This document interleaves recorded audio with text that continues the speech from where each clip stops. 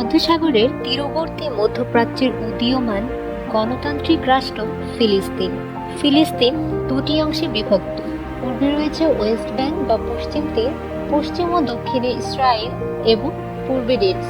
রাজধানী পূর্ব জেরুজালেম। বর্তমানে রামাল্লা থেকে প্রশাসনিক কার্যক্রম পরিচালিত হচ্ছে। ফিলিস্তিনিদের ভূমিতে 1948 সালে অবৈধভাবে ইসরায়েল রাষ্ট্রের প্রতিষ্ঠা হয়। ফলে আরব জনগণকে রক্ষা করার জন্য মিশর, ইরাক, জর্ডান, লেবানন ও সিরিয়া সৈন্য পাঠালে যুদ্ধ বাধে।